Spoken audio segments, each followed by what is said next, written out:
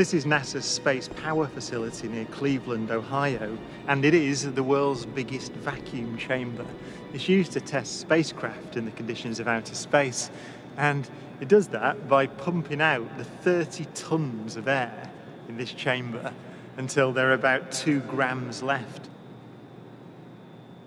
And it's kind of got an eccentric construction, which is part of its history. It was built in the 1960s as a nuclear test facility to test nuclear propulsion systems, and that meant that they built it out of aluminium to make the radiation easier to deal with. Aluminium is not the best thing, the strongest material to build a vacuum chamber out of. So they built an outer concrete skin, which is part radiation shielding and part an external pressure vessel, so that this thing can take the force that's present on the outside when it's pumped out to the conditions of outer space.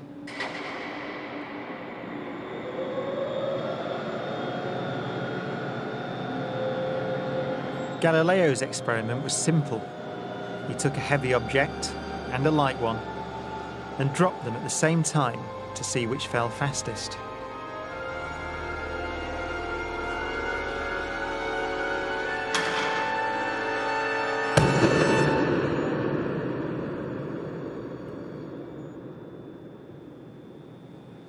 Now in this case, the feathers fell to the ground at a slower rate than the bowling ball because of air resistance.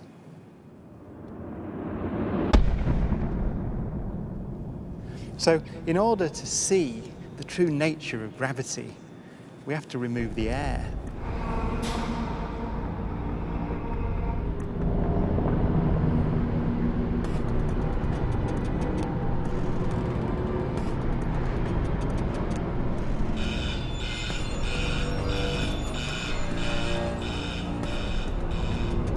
It takes 3 hours to pump out the 800,000 cubic feet of air from the chamber.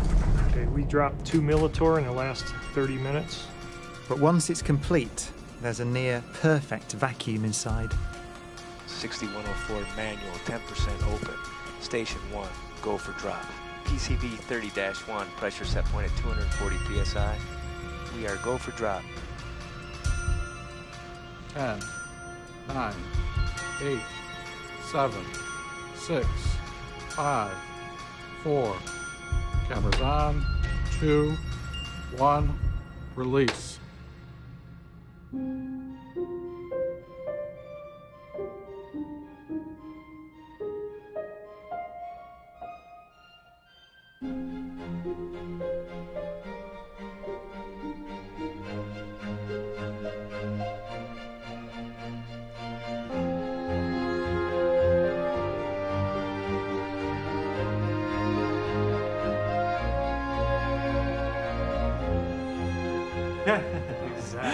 Exact.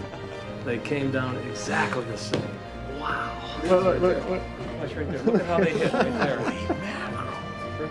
Exactly. You're back on the side. Exactly the same. Feathers don't move, nothing. Look at that. That's just brilliant.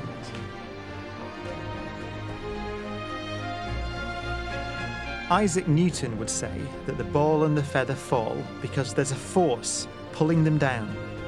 Gravity. But Einstein imagined the scene very differently. The happiest thought of his life was this. The reason the bowling ball and the feather fall together is because they're not falling. They're standing still. There is no force acting on them at all.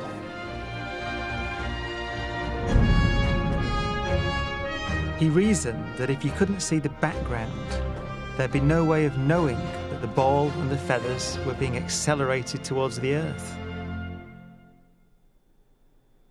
So he concluded they weren't.